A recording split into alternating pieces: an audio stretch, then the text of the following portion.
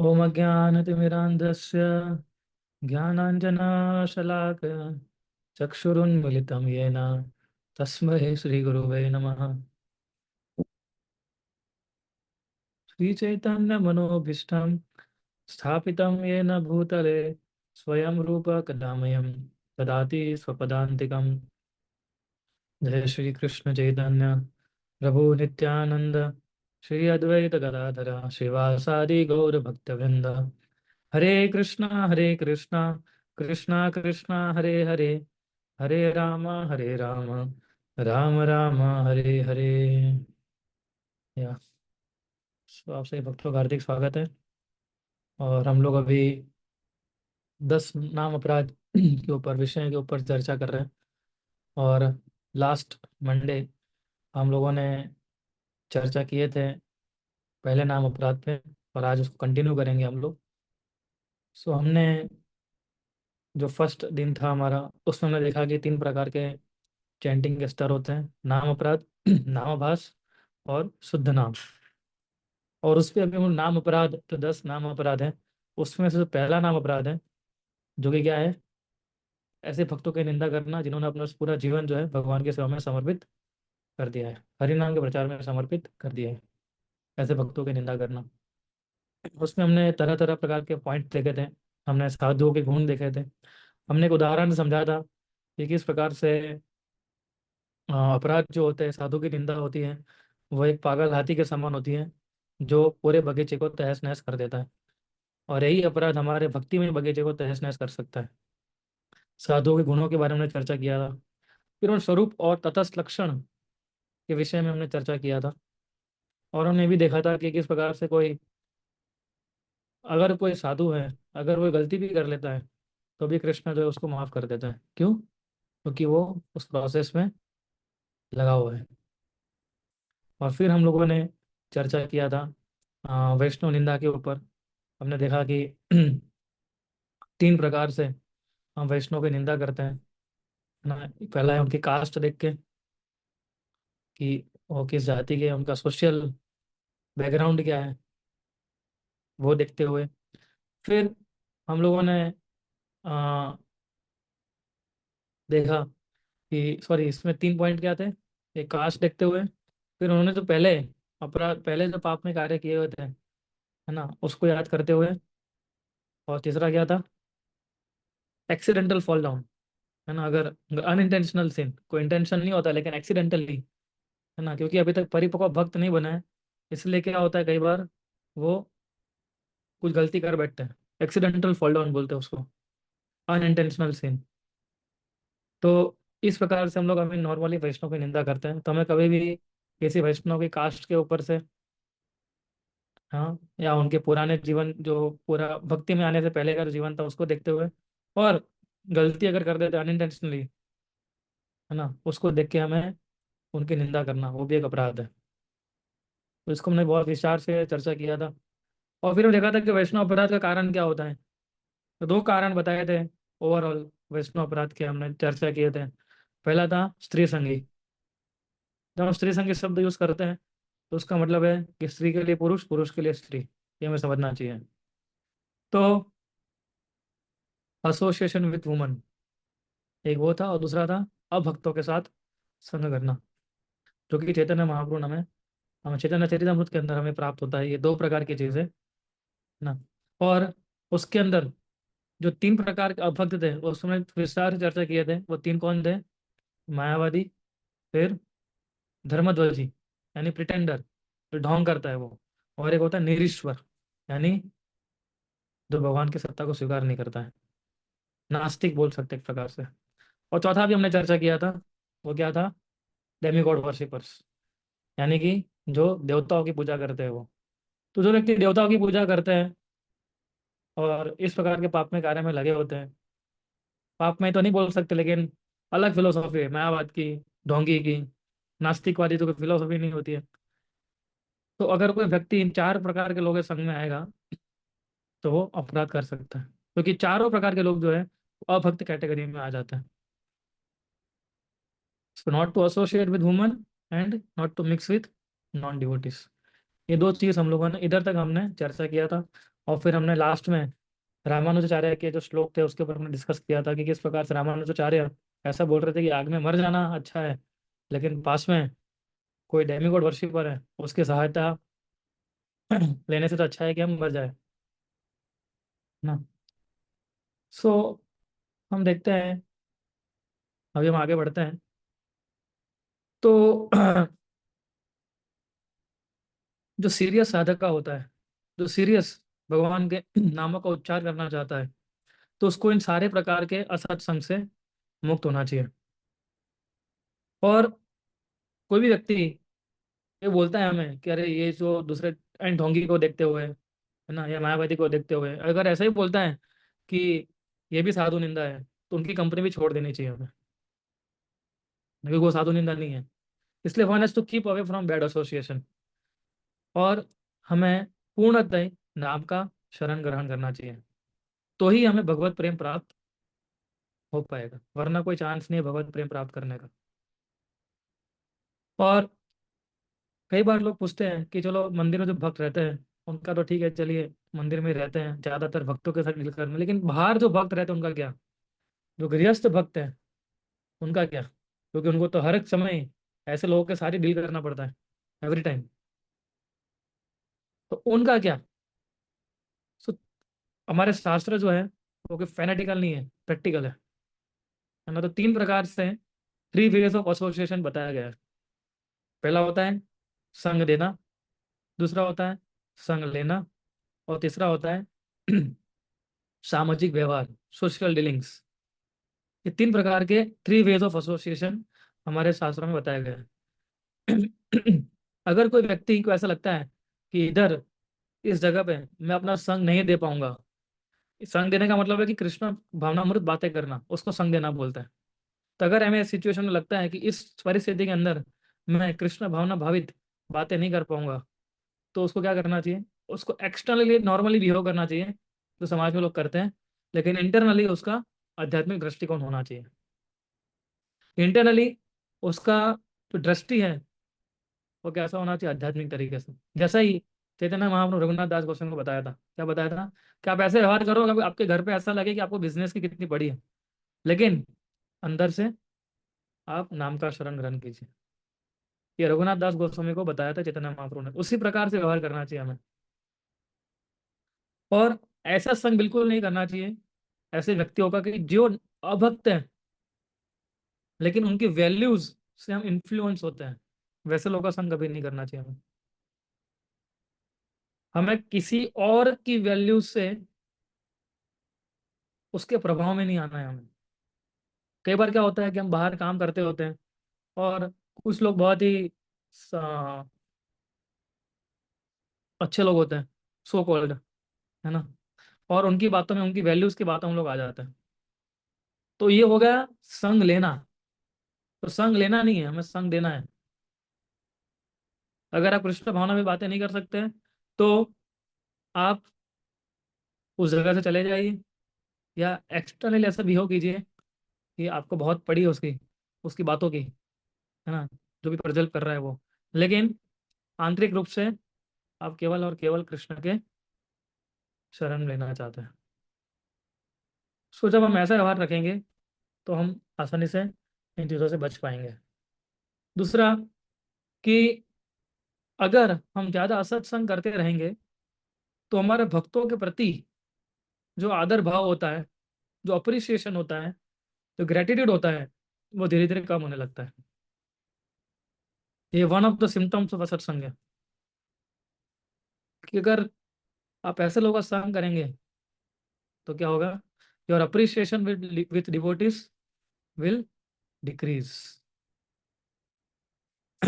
और फिर क्या होगा, फिर हम अपराध करना शुरू करेंगे भक्तों के प्रति, फिर हम भक्तों के अंदर अवगुण देखना शुरू करेंगे, फिर हम भक्तों के अंदर क्या देखना शुरू करेंगे, टूटियां उनकी, क्योंकि ऑलरेडी आप असत्संग में हैं। फिर आप भक्तों की कंपनी में आते हैं और वही दृष्टि लेके आप भक्तों को देखते हैं, तो फिर प्रॉब्लम होने लगती है। और ये सारे अपराध हमारी भक्ति को पूरी तरह तहस नहस कर सकती है। इसलिए हमें सीरियसली प्रयास करना चाहिए कि हम किसी को क्रिटिसाइज ना करें, ना। किसी के बारे में कुछ ऐसे शब्दों का प्रयोग ना करें जिससे सामने वाले को दुखी हो, सामने वाला जो भक्त है वो दुखी हो जाए। या निंदा नहीं करे, है ना। वन सीरियसली अवॉइड, है ना, endeavour to avoid criticising others. तो निंदा नहीं करनी चाहिए हमें इस प्रकार से। और निंदा नहीं करनी है, अगर आपको निंदनीय वृत्ति से अगर बचना है तो आपको ज्यादा से ज्यादा सहनशील बनना पड़ेगा भक्ति के अंदर। जो भक्त जितना सहनशील होता है वो भक्त उतना आगे बढ़ता है। ये बहुत बड़ा सिद्धांत है सहनशीलता में। तो जो भक्त ज्यादा सहनशील होता है, अपने मन पे कुछ लेता नहीं है, वो भक्त जो है इन अपराध वृत्ति से बच सकता है। श्रील प्रभुपाद जी बताते हैं, हमारे शास्त्रों में बताया गया है कि अगर हम मन से कोई अपराध करते हैं, मन से अगर कुछ बुरा भला सोचते हैं, तो उसका अपराध नहीं लगता है हमें कलयुग में।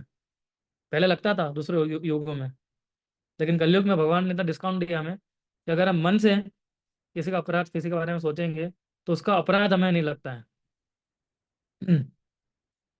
तो फिर क्या करना चाहिए अभी, है ना। मन से बोलो जितना बोलना है ना, सामने नहीं बोलना, लेकिन मन में जितना अपराध करना है उतना करो। इसका मतलब क्या ये होता है? नहीं। मेरे आध्यात्मिक गुरु हमेशा बताते थे कि अगर आप मन में किसी भक्त के बारे में बुरा सोचेंगे तो एक ना एक दिन वो मुंह पे आ जाएगा। एक ना एक दिन अगर आप मन पे किसी का अपराध करते हैं तो एक ना एक दिन सीधा आप बोलने अपने वर्ड्स पे आ जाएगा, और वर्ड्स पे आ गया दैट मीन्स ऑफेंस। फिर तीन प्रकार का अपराध होता है। मानसिक, मन से हम लोग सोचते हैं वो भी अपराध है, भले कलयुग में नहीं माना जाता है उसका, लेकिन अपराध तो है ही ना वो, मन से किसी के बारे में बुरा सोचना या किसी की निंदा करना।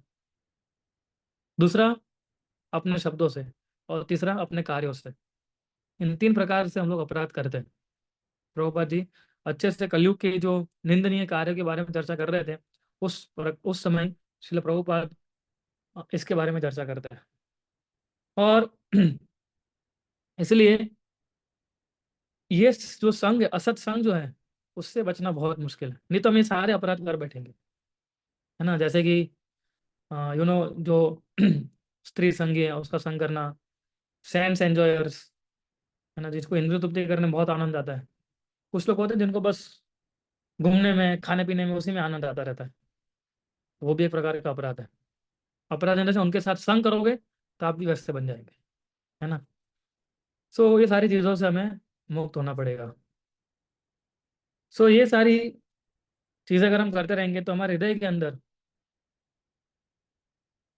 जो कृष्ण भक्ति का बीज हमने रोपा है वो क्या होगा, धीरे धीरे धीरे धीरे कटता जाएगा। अभी तो बीज का रोपण शुरू हुआ है, वो शुरू होने से पहले ही कट जाएगा बीज हमारा, भक्ति का, भक्ति लता बीज। तो स्कंद पुराण के अंदर 6 प्रकार के वैष्णव अपराध बताया गया है, उससे अपराध से नहीं बचना चाहिए। सबसे पहला है जो किसी भक्त को मार डालता है ना, the one who kills a devotee, that is number one offence. दूसरा है जो भक्तों की निंदा करता है, ये भी एक अपराध है। तीसरा है जो उन भक्तों की ईर्ष्या करता है। चौथा है अगर कोई भक्त किसी वैष्णव को देखता है और उसको प्रणाम नहीं करता है, वो भी एक अपराध है, that is also one kind of offence, किसी वैष्णव को देख के प्रणाम नहीं करना। पांचवा है किसी वैष्णव के ऊपर वो गुस्सा करता है। और छठा है किसी वैष्णव को देख के उसको आनंद नहीं आता है। ये 6 प्रकार के अपराध स्कंद पुराण में बताए गए हैं जो हमें नहीं करने चाहिए। पहला क्या था, जो भक्तों को मारता है। मारना तो किसी को भी मारना, वो तो अपराधी है मतलब, है ना। वो तो हमारे, अगर हम इधर भी किसी को मार देते हैं तो भी हमें जेल जाना पड़ता है। तो सोचिए अगर हम किसी वैष्णव का अपराध करेंगे, किसी वैष्णव के साथ ऐसा व्यवहार करेंगे, तो हमें कितना दुख भोगना पड़ेगा उसका। फिर है वैष्णव की निंदा करना, जिसकी हम अभी चर्चा कर रहे हैं, है ना।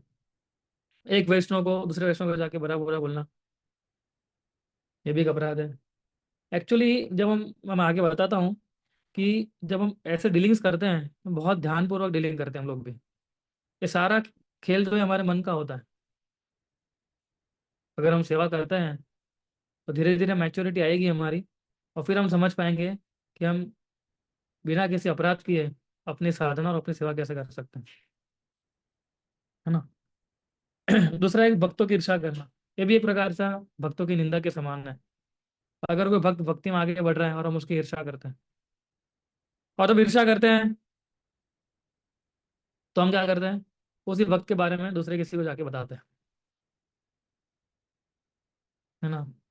और जब वो भक्त कोई गलती कर बैठता है तो हम जोर शोर से उसकी गलती को क्या करते हैं, मैग्नीफाई करते हैं। तो ये मैग्निफिकेशन जो हम करते हैं ना भक्तों की गलतियों का, वो एक प्रकार की ईर्ष्या का फॉर्म है। एक ईर्ष्यालु व्यक्ति ऐसा कर सकते हैं। हम लोग कभी आपकी सीरीज लेंगे फॉल्ट फाइंडिंग के ऊपर, बहुत अच्छा एक हाँ सीरीज है फॉल्ट फाइंडिंग के ऊपर, हम कभी लेंगे। फिर है किसी वैष्णव को देख के प्रणाम नहीं करना, ये भी एक प्रकार का अपराध है। तो अगर हम जैसे हम किसी वैष्णव को देखते हैं हमें तुरंत उनसे प्रणाम करना चाहिए। और गुस्सा करना किसी भक्त के ऊपर, क्योंकि अब गुस्सा करते हैं तो हम क्या करते हैं, किसी व्यक्ति को दुखी करते हैं ना अल्टीमेटली। तो अगर हम किसी भक्त के ऊपर गुस्सा कर रहे हैं, डेट मीन्स हम उसको दुखी कर रहे हैं। और हमारा क्या क्वालिफिकेशन है किसी भक्त के ऊपर गुस्सा करने का। और छठा तो सबसे इंपॉर्टेंट है, किसी भक्त को देख के खुश नहीं होना। हमें नहीं सोचना चाहिए अरे यार ये क्या आ गया अभी इधर, ऐसा सोचना किसी भक्त को देख के, कहाँ आ गया प्रभु जी फिर से वही प्रश्न पूछेंगे। माला कर रहे हो, चार नियम पालन कर रहे हो, एकादशी कर रहे हो, लेक्चर में आ रहे हो, क्या सुना क्या पढ़ा। अभी बस आएंगे हमारे सामने और यही सब चीजें पूछेंगे। तो this is also one kind of offence, कि किसी भक्त को देख के खुश नहीं होना। सो इसका अंदर ऐसा बताया गया है कि अगर कोई इसी इस इसमें से अगर कोई प्रकार का अपराध करता है ना, तो स्वगत को बताया कि वो नरक में जाएगा, और अपने अपने अपने साथ अपने पूर्वजों को भी लेकर जाएगा, अकेला नहीं जाएगा। राइट। उसमें बचना चाहिए इन सारी चीज़ों से।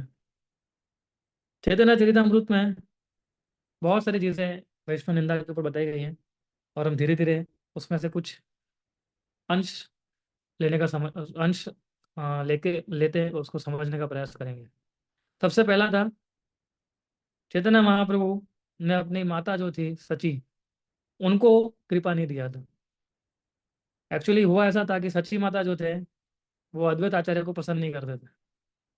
उसका कारण ये था कि चैतन्य महाप्रभु के जो बड़े भाई थे विश्वरूप, विश्वरूप अ, अद्वैत आचार्य का बहुत संग करते थे। और जब विश्वरूप अद्वैत आचार्य का संग करते थे, उनका संग करते करते विश्वरूप क्या हो गए, सन्यासी बन गए, फुल टाइम बन गए, है ना। और चैतन्य महाप्रभु भी धीरे धीरे अद्वैत आचार्य के संग में आने लगे। तो सची माता को बहुत बड़ा गुस्सा, गुस्सा इन द सेंस उनको बहुत आ, दुखी हो गए कि एक बार इसने तो मेरा एक बेटा तो ले लिया है, अभी दूसरे बेटे के पीछे पड़ गया। मेरा विश्वरूप जो था बड़ा बेटा, उसको तो संन्यास दिला दिया, अभी ये निमाई के पीछे पड़ा है। तो सती देवी जो थी, सॉरी सची माता जो थी, काफी नाखुश थी जब निमाई चैतन्य महाप्रभु अद्वैत आचार्य के संग ग्रहण करने जाते थे तो। और वो तो ऐसा बोलती थी कि वैष्णव जो है अद्वैत नहीं, वो तो द्वैत है, यानी फुल ऑफ डुप्लीसिटी। इस प्रकार का वर्णन सची माता करती थी, he is full of duplicity.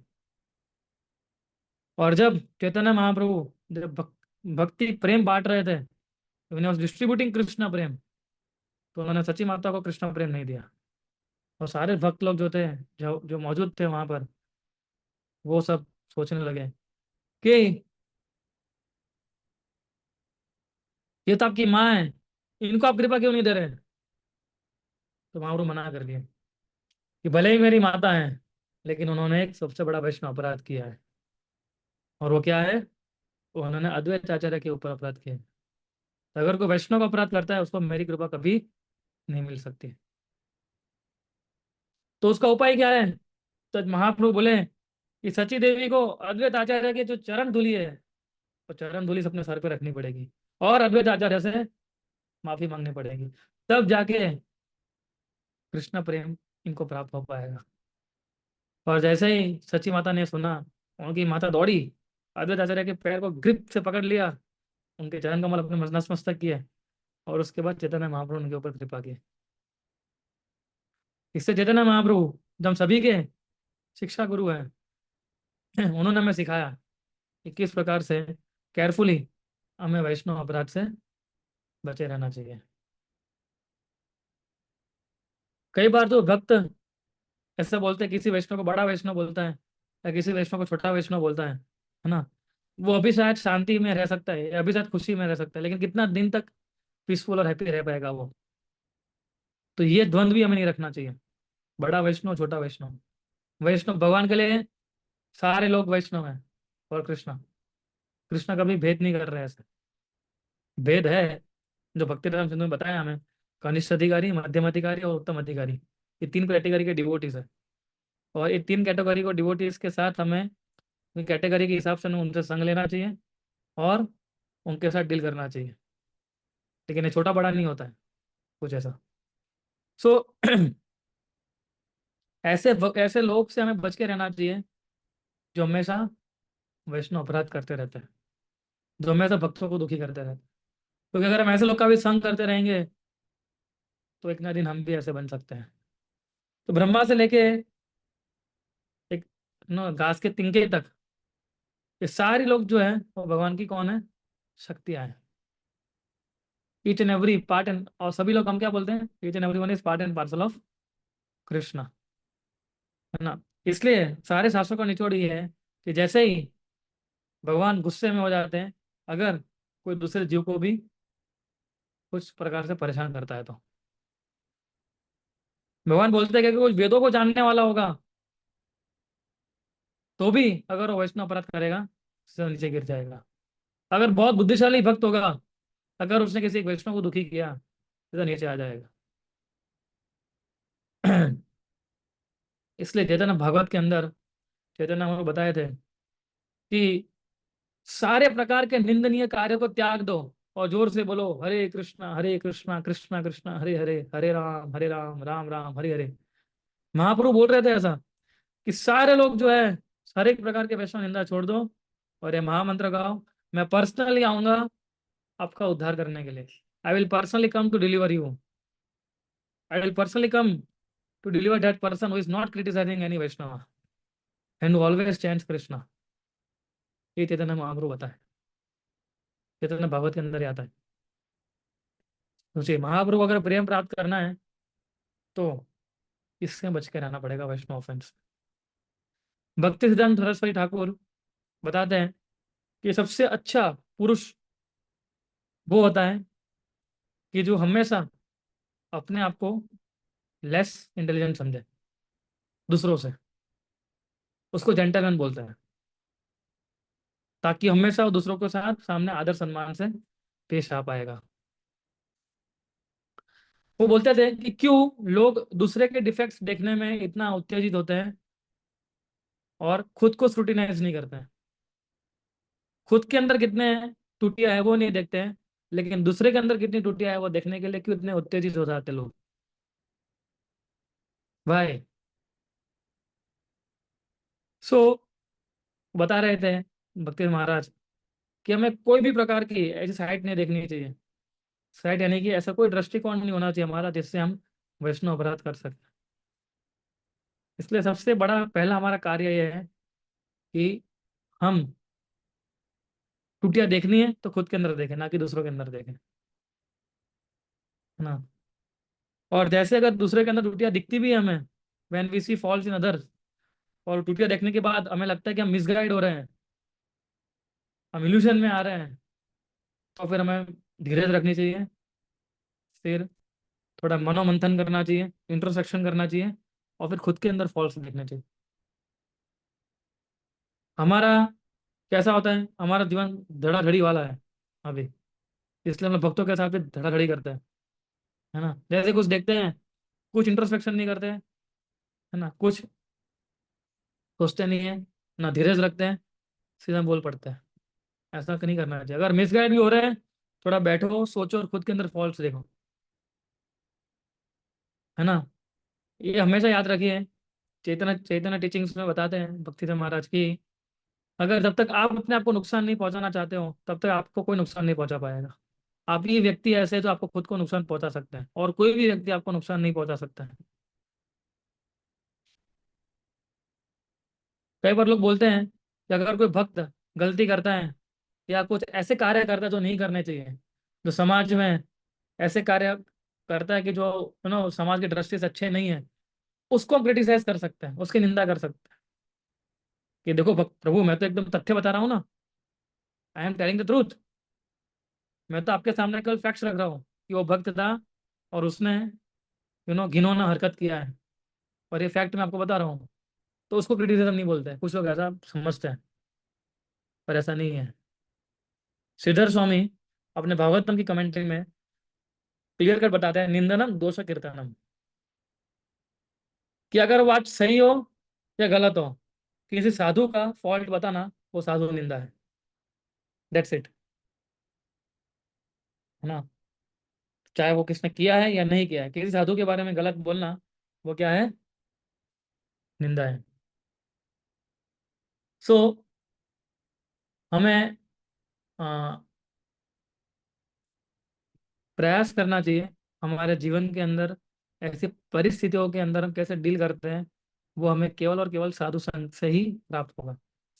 वैष्णव अपराध नहीं करने की वृत्ति भी हमें साधु संग करने से ही आएगी। अगर असत संग करते रहेंगे तो अपराध युक्त मलाई करेंगे हम लोग और अपराधी बन जाएंगे।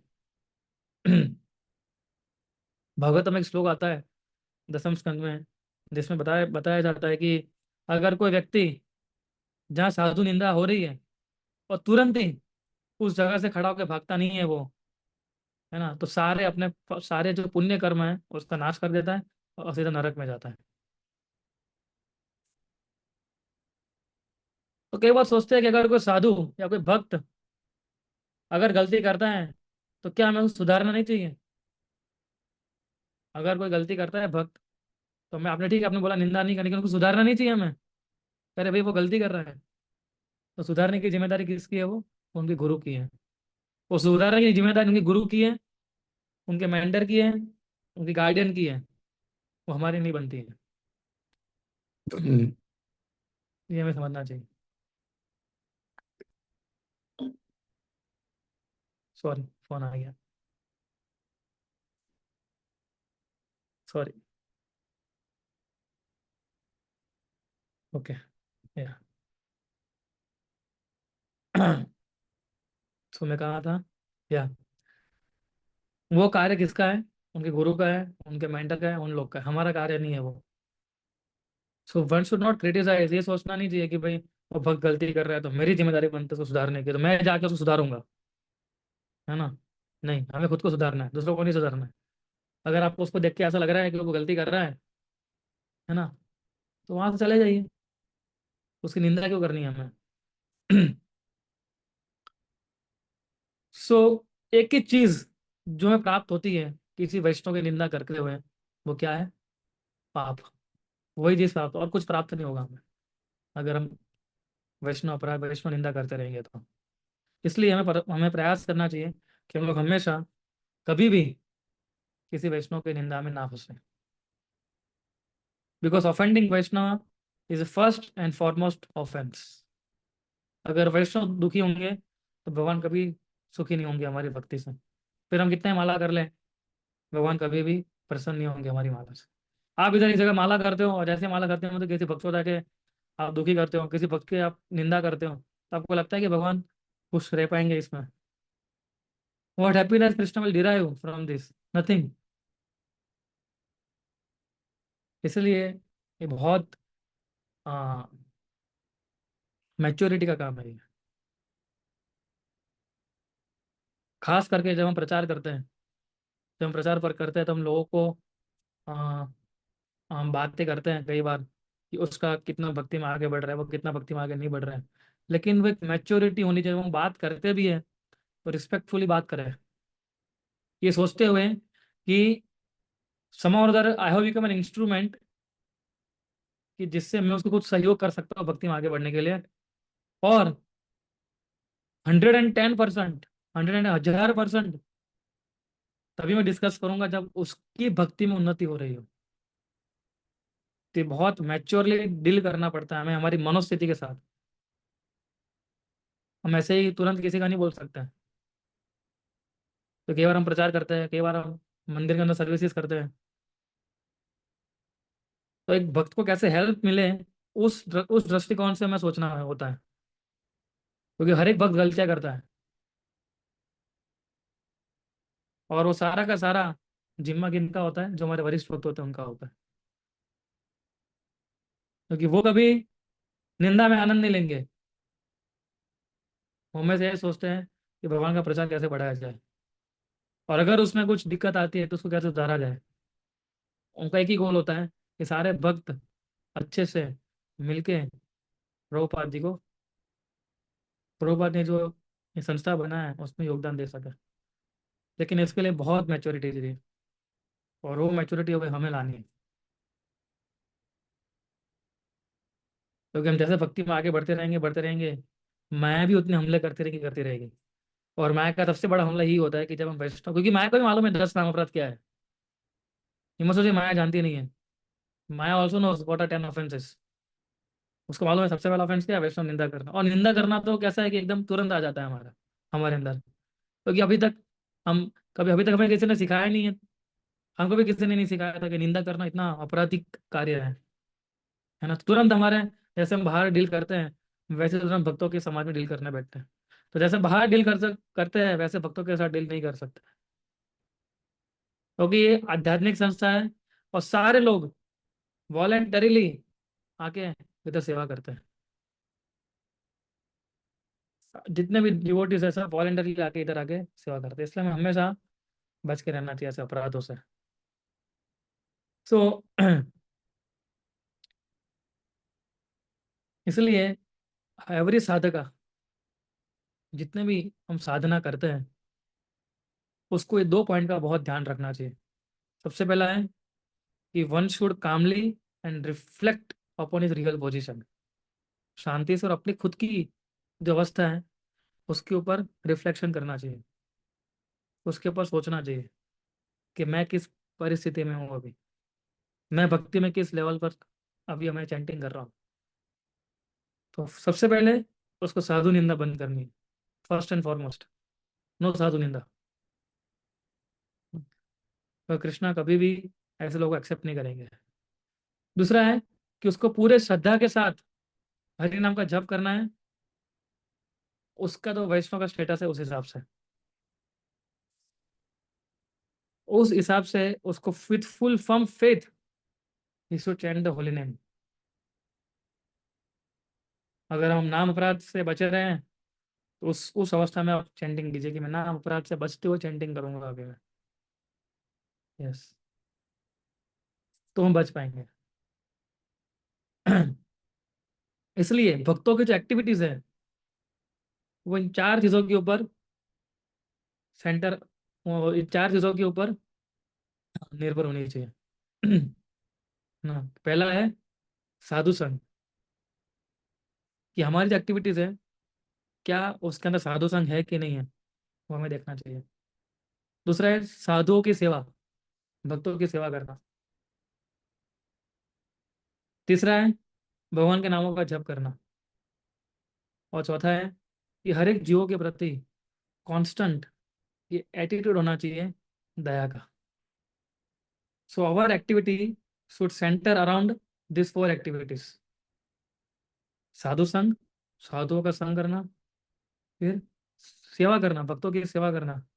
और जैसे भक्तों की अगर हम सेवा करते हैं तो कृष्ण तुरंत प्रसन्न हो जाता है। कृष्ण देखते हैं कि जो मेरे भक्त ने पूरा जीवन समर्पित कर दिया है मेरी सेवा करने के लिए, और वो व्यक्ति जो है वो उनकी सेवा कर रहा है, तो आप सोचे कृष्ण कितने प्रसन्न होंगे ये देखते हुए।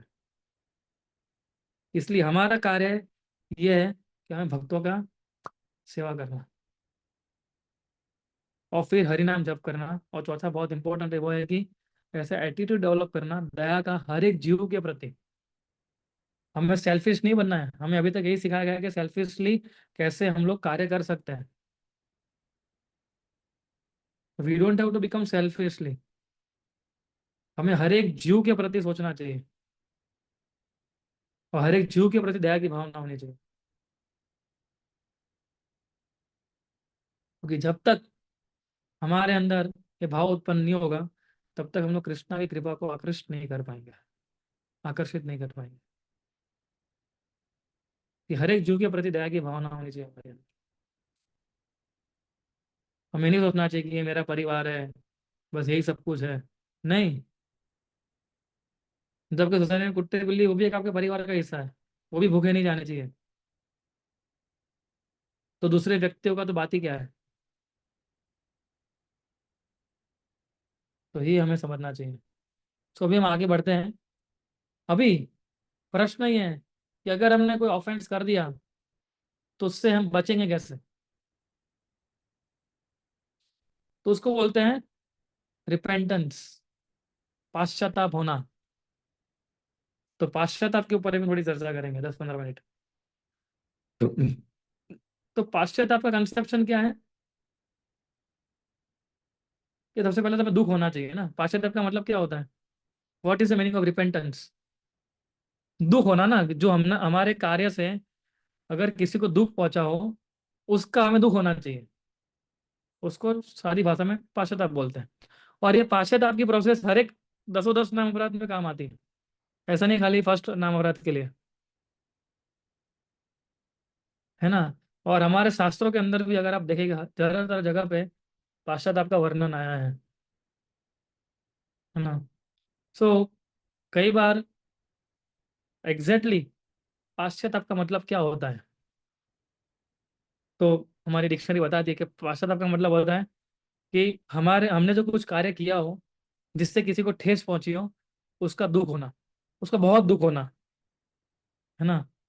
उसका हमें रिग्रेटफुल होना, शेमफुल होना, एम्ब्रेसिंग ह्यूमिलेटिंग फील होना, गिल्टी फील होना, रिमोर्सफुल होना, इसको पाश्चात्य बोलते हैं, है ना। इसलिए पूरा पाश्चात्य अगर हम करेंगे, जिसके अंदर ये सारे प्रकार के इमोशंस और मूड आ जाते हैं, और ये सारे मूड बना के हमारे हृदय को सॉफ्ट बनाते हैं। अगर कोई व्यक्ति, कोई भक्त अगर कोई अपराध करता है, और सिंसियरली और सीरियसली वो अपराध हाँ करने के बाद अगर उसको पाश्चाताप होता है, sincerely पाश्चात sincerely is repenting very sincerely realise है ना, कि मुझे ऐसा नहीं करना चाहिए था, मैं कितना मूर्ख आदमी हूँ कि मैंने इस प्रकार का अपराध कर बैठा हूँ। तो फिर भगवान उसका जेन्युइन रिपेंटेंस देख के बाद भगवान उसको माफ कर सकते हैं, करेंगे नहीं, कर सकते हैं। अगर कृष्णा देखेंगे कि उसे जेन्युइनली ही इज रिपेंटेंट, तो क्या होगा।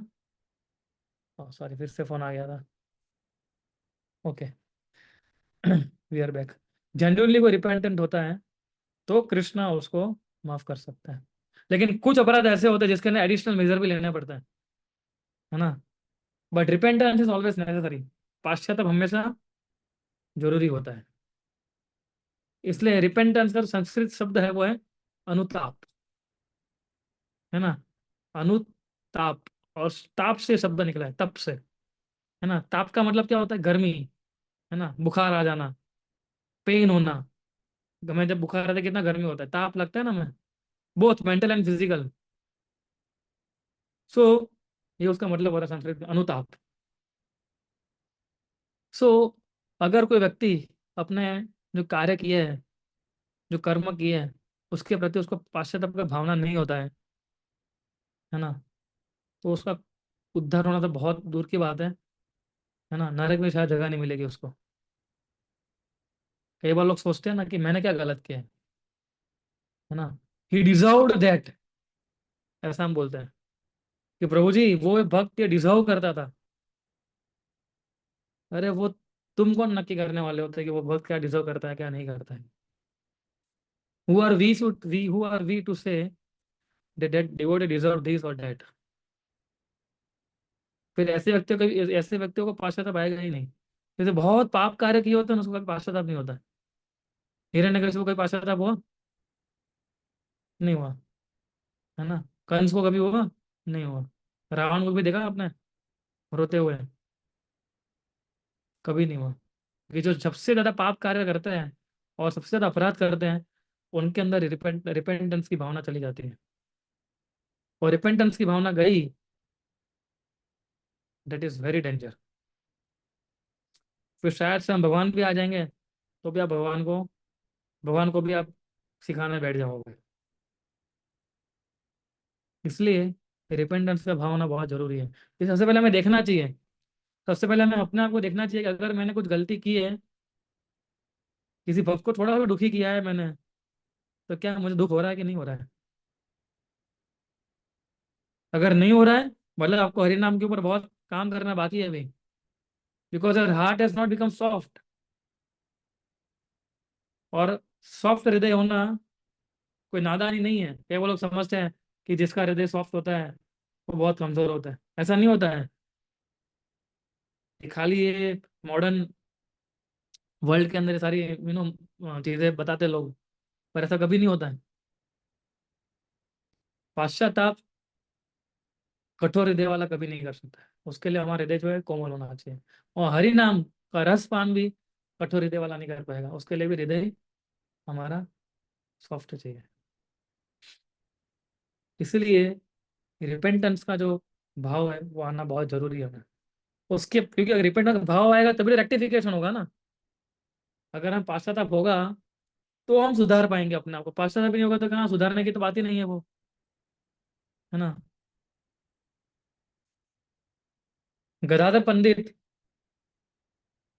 जो हमारे पंचतत्व में आते हैं, श्री गदाधर पंडित, वो एक बार किनके घर पे गए थे? पुंडरीक विद्यानिधि के घर पे गए थे। और जब वो पुंडरीक विद्यानिधि के घर पे गए तो पुंडरीक विद्यानिधि क्या कर रहे थे? एकदम फर्स्ट क्लास मुलायम सोफा के ऊपर बैठे हुए थे और पान खा रहे थे। सॉफ्टली पीछे कीर्तन बज रहा था। अच्छे एकदम महंगे महंगे कपड़े पहने हुए थे और एकदम रिच खाना खा रहे थे पुंडरीक विद्यानिधि। और गदाधर पंडित जब गए अंदर, अभी तो गदाधर पंडित कुछ बोले नहीं थे। गदाधर पंडित खाली उनको देखे और देखने से ही वो मन में सोचने लगे कि पुंडरीक विद्यानिधि क्या चीज है ये। मैंने सुना था तो बहुत बड़ा शुद्ध भक्त है भगवान का। और बहुत बड़ा शुद्ध भक्त है भगवान का, लेकिन ये तो कैसे बैठा हुआ है सोफा एकदम मुलायम चादर के ऊपर, नए नए कपड़े पहनते हुए, पूरा मेकअप लगाते हुए। ये कैसा भक्त है ना। और वो किसके साथ गए थे? मुकुंद के साथ गए थे, मुकुंद दत्त के साथ। तो मुकुंद दत्त जो थे वो समझ गए कि गदाधर पंडित उसके बारे में क्या सोच रहे हैं। और तुरंत ही मुकुंद दत्त जो थे, उन्होंने श्रीमद् भागवतम के तीसरे स्कंद से श्लोक बताया। तो बहुत फेमस श्लोक है ना। आई थिंक अहो बकीयम, ये वाला श्लोक उन्होंने नरेट किया। और जैसे नरेट किया तो पुंडरीक विद्यानिधि भावावेश में आ गए इमीडिएटली। पूरा जो कपड़े वपड़े तो अच्छे कपड़े पहने अच्छे समय बैठे हुए थे, वहां से पूरा भावावेश में आ गए। एंड देन गदाधर पंडित सो, बाप रे, मैंने कितना बड़ा अपराध कर लिया कि मैंने इस भक्त का एक्सटर्नल चीजों से तुलना किया। और फिर गदाधर पंडित को बहुत दुख हुआ। और गदाधर पंडित ने कहा, अब मैं इसका पाश्चात्य क्या, अब उन्होंने उन्होंने तो कुछ बोला नहीं था अभी तक, सोचे मन में ही अपराध किया था अभी तो। मन का अपराध तो लगता भी नहीं है कलयुग के अंदर। पर एक भक्त कितना सिंसियर होता है, ये उसका एग्जाम्पल दे रहे थे गदाधर पंडित। और गदाधर पंडित ने दुखी, उन्होंने मुकुंद को बोला कि ओ मुकुंद, कितना पापी हूं मैं कि मैं इनके जैसे वैष्णव के प्रति अपराध कर बैठा हूँ, कि उनके जैसे वैष्णव के प्रति मैंने गलत सोच लिया। और आपकी कृपा के कारण मैं ये गलती समझ पाया मैं। और मुझे नहीं पता कि मैं कैसे इस अपराध से बच पाऊंगा अभी। केवल एक ही चीज है, अगर उस अपराध से अगर बचना है तो मुझे ही पुंडरीक विद्यानिधि से दीक्षा ग्रहण करनी होगी। And then Gadadhar Pandit took initiation from Pundarik Vidyanidhi.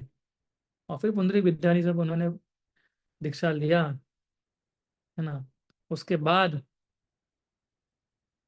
वो, हालांकि अपराध तो किया ही नहीं था उन्होंने गदाधर पंडित में, but then he could satisfy himself, he could feel that I have rectified my thing. और जैसे ही चैतन्य महाप्रभु ने जब जगह और मदाई का पाश्चाताप देखा, उनका दुख देखा कि वो कितने दुखी हो गए, नित्यानंद को जब उन्होंने ठेस पहुंचाया था, उसके बाद चैतन्य महाप्रभु ने फिर बताया कि ठीक है, अब मैं तुम्हें मेरी कृपा देता हूँ। चैतन्य मंगल में एक और अच्छा वर्णन आता है। आप देखिए, गिल्ट के कारण ब्रह्मा जी भी कृष्णा को कितने कितने तरीके से मनाने की कोशिश कर रहे थे, है ना। फिर भी ब्रह्मा जी को ब्रह्मों विमोह लीला के बाद इतना अच्छे वो अच्छा इतने अच्छे श्लोक हैं। अगर आप भागवतम का दसवां स्कंद पढ़ेंगे वो वाला, तो इतना अच्छा बोलने के बाद भी ब्रह्मा जी को लग रहा था कि नहीं, इससे इससे ज्यादा भी कुछ करना है मुझे, है ना। मुझे अभी भी संतुष्ट नहीं हूँ, मुझे अभी भी लग रहा है कि मैं बहुत बड़ा अपराध कर बैठा हूँ आपके चरण कमलों के प्रति। सो ये एक वैष्णव का भाव होता है कि उसको ऐसा नहीं होता है, ठीक है, किसी को कुछ बोल दिया, पश्चाताप हो गया, सॉरी बोल दिया, ठीक है ना प्रभु, सॉरी बोल दिया मैंने, ऐसा नहीं होता है। हमें दुख होना चाहिए, उसको पश्चाताप बोलते हैं। खाना अच्छा नहीं लगना चाहिए, अगर हम किसी को दुखी करते हैं तो उसको पश्चाताप बोलते हैं। सो अगर हम लोग पश्चाताप की प्रोसेस को नहीं समझेंगे, तब तक हम लोग नहीं फंसे रहेंगे इधर। भागवतम के परपॉट के अंदर श्रील प्रभुपाद जी लिखते हैं पहले स्कंद के कि जो जेंटलमैन है, यानी जो अच्छा व्यक्ति है, if somebody is a good soul, है ना, रिपेंटेंस कम्स इमीडिएटली, इमीडिएटली उसके अंदर पाश्चात्य का भाव आ जाएगा, अगर वो कोई गलती करेगा तो, अगर कोई अच्छा व्यक्ति है तो, वरना नहीं आएगा उसको। हम देखते हैं ना, अगर कोई अच्छा साधका है, कोई अच्छे से अपने हरिनाम में इम्प्रूव करना चाहता है, तो हमेशा वो ये ध्यान रखेगा कि वो कोई अपराध ना कर बैठे। And this is the thing one should know और one should follow.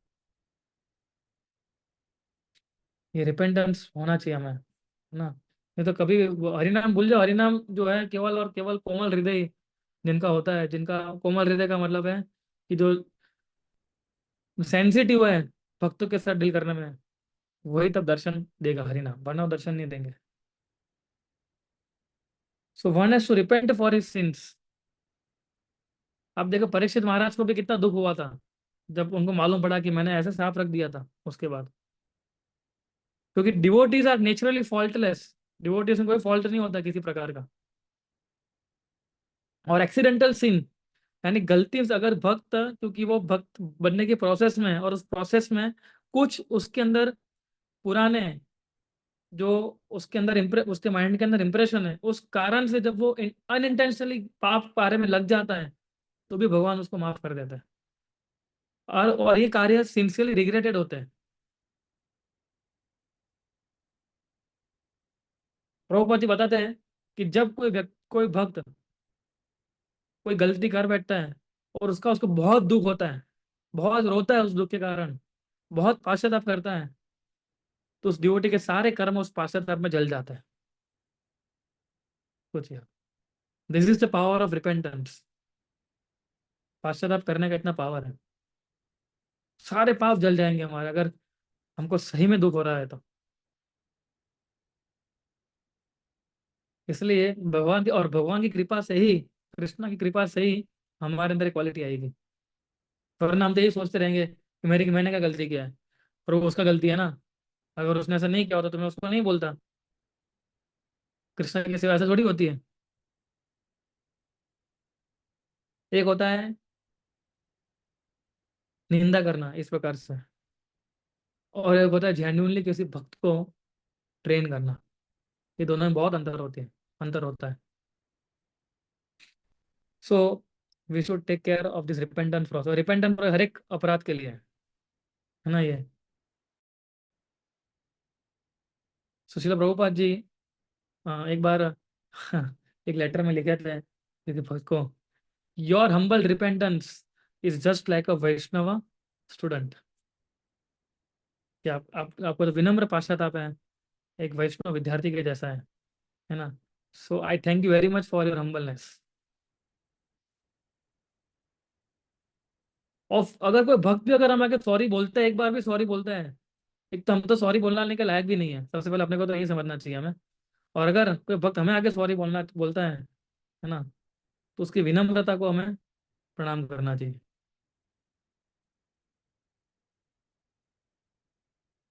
My spiritual master, मेरे आध्यात्मिक गुरु एक बार रो पड़े थे।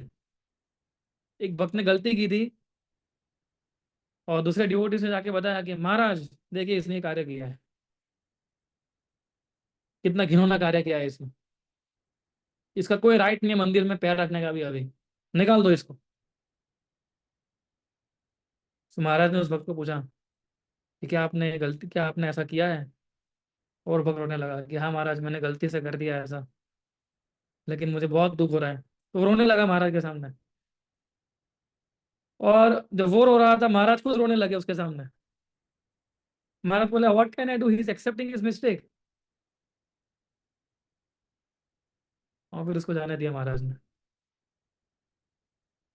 हम क्या हम होते तो हम क्या सोचते हैं कि सही बात है, रोना आना चाहिए, इतनी गलती करता है फिर भी समझता नहीं है, अभी गलती की है तो दंड भुगतना पड़ेगा। तो ये वैष्णव व्यवहार नहीं है। This is not Vaishnav attitude. सो ये चार प्रिंसिपल को अगर आप अप्लाई करेंगे आपके जीवन के अंदर, तो पहले नाम अपराध से बचे रहेंगे, है ना। तभी मैं आपको पहले नाम अपराध के रिपेंटेंस के बारे में बता रहा हूँ, है ना। अगर हम जनरलाइज वे से देखने जाए, so how we can rectify the first offence, तो पहला नाम अपराध है, उसको हम कैसे सुधार सकते हैं? अगर कोई व्यक्ति किसी साधु की निंदा करता है ना, तो तुरंत ही उसको एक दंड की तरह उसके चरण कमल में गिर जाना चाहिए। ही मस्ट बैक फॉरगिवनेस, उसको माफी याचना करनी चाहिए। और ही हैज टू डिक्लेयर, उसको डिक्लेयर करना चाहिए कि मैं एकदम निकम्मा आदमी हूँ, और वैष्णव की कृपा के बिना मैं कुछ भी नहीं हूँ। He has to repent like this. तब जाके पहला ऑफेंस जो है थोड़ा, उससे आप बच पाएंगे, है ना। सो वन हैज टू पूरा अपने दूसरे भक्त, जिसके भक्त की निंदा की है, उसके चरण कमल पकड़ लेने चाहिए, को प्रणाम करना चाहिए, उसको सॉरी बोलना चाहिए, and one should sincerely bag for forgiveness,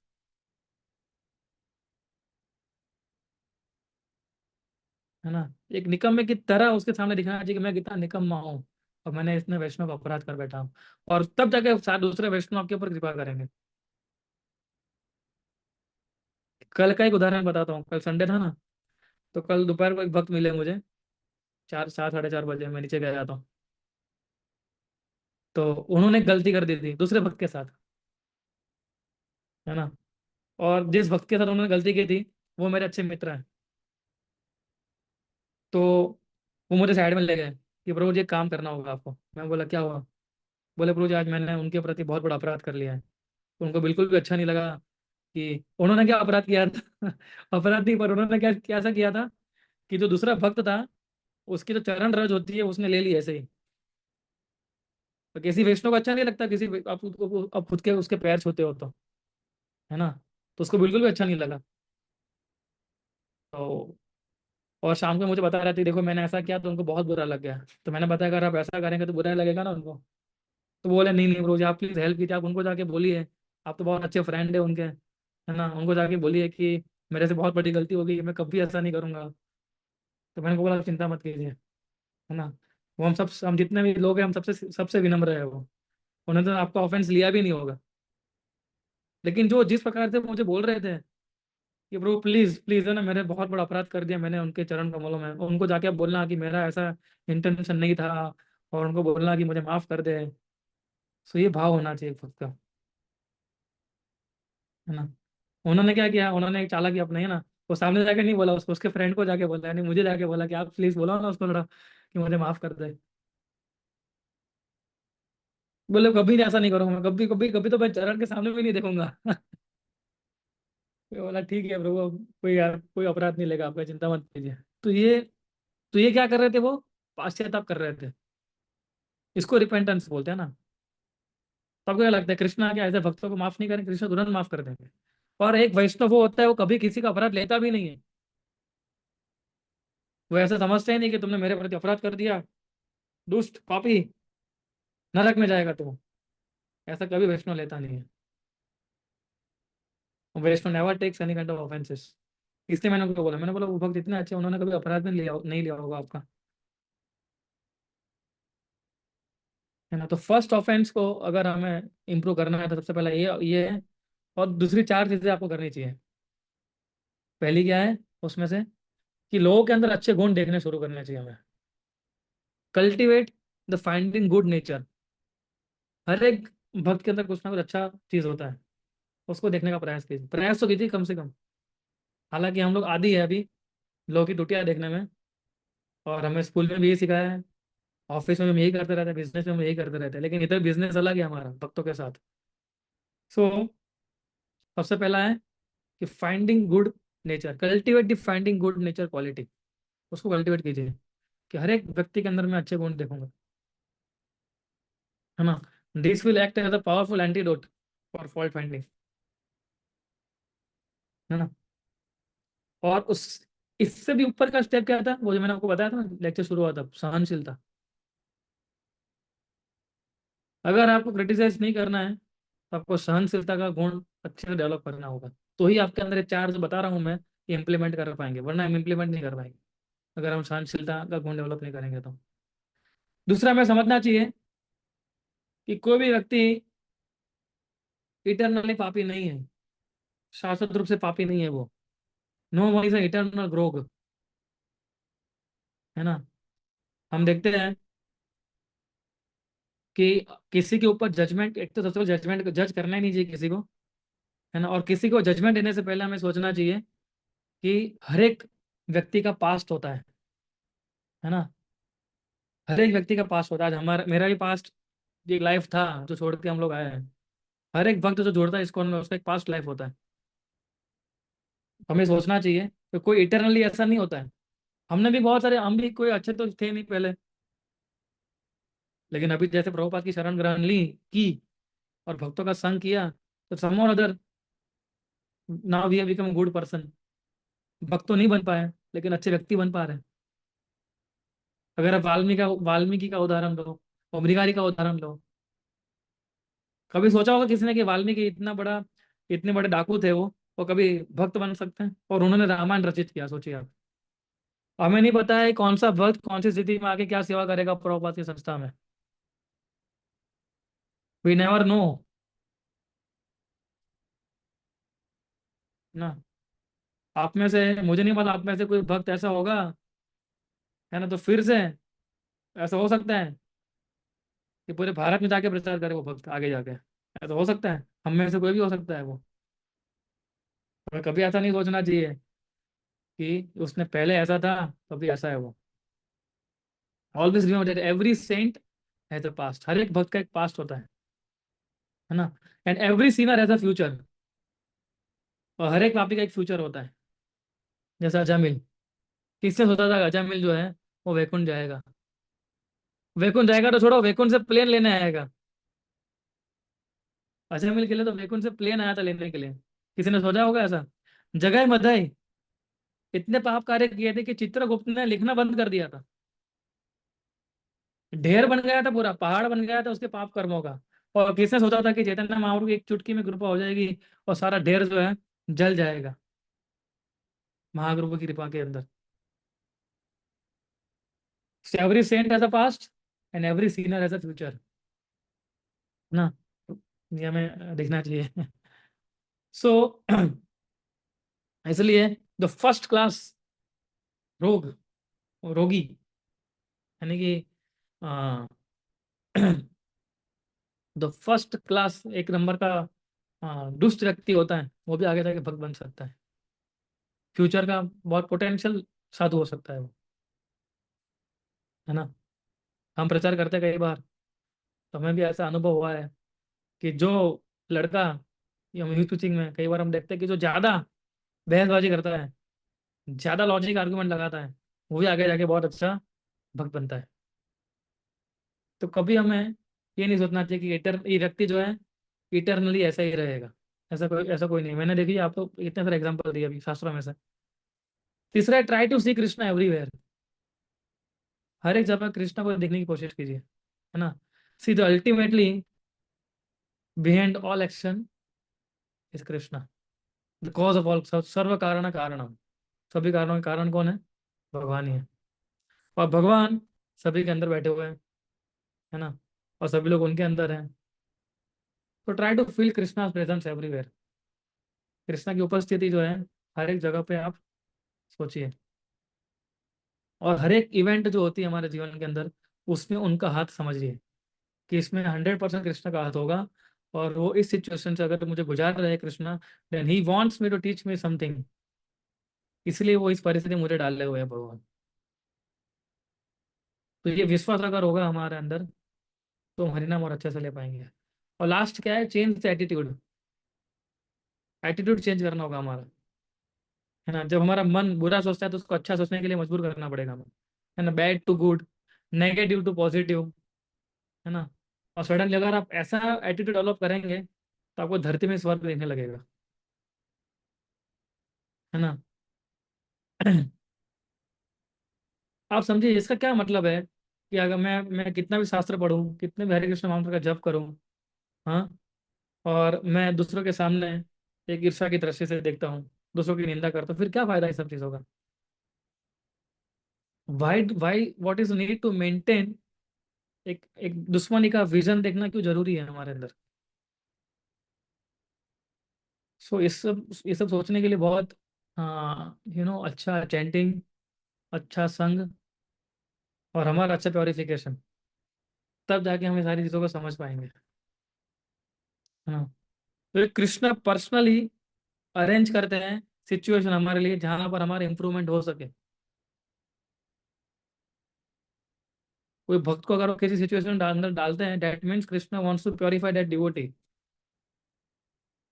लेकिन अब उस कृष्णा के इस निशानी को हम नहीं समझेंगे, तो हम गलती कर बैठेंगे। और फिर और उसी सिचुएशन के अंदर हम कृष्ण का शरण ग्रहण लेते हैं, है ना, तो मैं कभी भी, क्या होता है, कृष्ण कभी छोड़ेंगे नहीं हमें। इसलिए लेट गो प्रिंसिपल हमें फॉलो करना चाहिए। कोई कुछ बोल भी देता है, लेट गो, ना। तो हमें प्रयास करता, हम लोग कहीं पे, हम लोग नेचुरली प्रयास करते हैं कि जितना हो सके उतना भगवान के नामों का जप ज्यादा करें, ना कि लोगों के साथ बहसबाजी करें। मैं लास्ट फ्राइडे बताया था ना आपको, आप लोग भी बैठे थे उस लेक्चर में, ये तो था पॉइंट, क्यों अननेसरी बहस में पड़ना है किसी के साथ हमें। इसलिए सहनशीलता बहुत जरूरी है। किसी के साथ अननेसरी बहसबाजी करना, उससे अपराध हो सकता है। उससे अच्छा है कि उस चीज को सहन करो और वहां से निकल जाओ। Tolerance is better than argumentation. क्योंकि आर्ग्यूमेंट करके शायद आप जीत जाएंगे, लेकिन आपको जीतने के चक्कर में आपने कितने अपराध कर लिए हैं वो हमें नहीं पता है, ना। So we should move towards our goal, that is surrender to Krishna. और ये ना अपराध जो है, वो हमें जितना हो सके उतना बचने का प्रयास करना चाहिए। आप देखिए कि अगर आपने किसी वैष्णव का अपराध किया है, और अगर आप उसके पैर पकड़ लेते हो, I am sorry Prabhu, really sorry, तो साधु जो होते हैं, जो भक्त होते हैं, वैष्णव जो होते हैं, बहुत कृपालु होते हैं। और उनका जैसे अगर आप ऐसा व्यवहार करेंगे, उनका हृदय जो है तुरंत ही कोमल हो जाएगा, और वो आपको गले लगाएंगे। और जैसे आपको गले लगाएंगे, तुरंत ही आप सारे अपराधों से मुक्त हो जाएंगे। पूछिए, this is the attitude of a वैष्णव। ये वैष्णव का एटीट्यूड है। और ये एटीट्यूड हमें डेवलप करना चाहिए। इसलिए सत्व गुण में आना बहुत जरूरी है, कि रजो और तमोगुण जो है हम अपराधी करवाएंगे। इसलिए शांति से बोलना, शांति से बैठना, मॉर्निंग में जल्दी उठ जाना, रात को जल्दी सो जाना, सात्विक भोजन खाना, ये सब बहुत इंपॉर्टेंट होता है। सत्व गुण में आने का प्रयास तो करना चाहिए कम से कम। अभी अभी हमें मालूम पड़ गए हैं, तो अभी हमें प्रयास करना चाहिए ना कि सत्व गुण में पहुंचे। जब तक हम लोग इस गुणों के जंगल में फंसते रहेंगे, तो कभी भी हम लोग हरिनाम जो है ध्यान से नहीं कर पाएंगे। इसलिए प्रैक्टिस करनी होगी। प्रैक्टिस मेक्स मैन परफेक्ट, है ना। क्योंकि हमने अभी तक प्रैक्टिस ही नहीं की है। प्रैक्टिस करने के लिए जल्दी उठना पड़ेगा। और फिर आप देखिए हरि नाम का पावर कितना है। आप विदाउट ऑफेंसेस एक माला भी आप करिए, वो हरि नाम एक माला भी आपको तार सकती है, वैकुंठ ले जा सकती है। बिना अपराध की एक माला भी, that can take you to Vaikuntha. एक माला तो बहुत दूर की बात है, just one, just chant, one, वो मन का, तो भी भगवान जो है आपको वैकुंठ में आपको जगह दे सकते हैं। तो this was about first offence, Vaishnava निंदा। उसमें बहुत सारे पॉइंट हमने डिस्कस किए लास्ट वीक और आज के लेक्चर में हमने। तो इन पॉइंट्स को आप बनाइए, इसके आपको नोट्स बनानी चाहिए, ना कि हम भूल जाएंगे।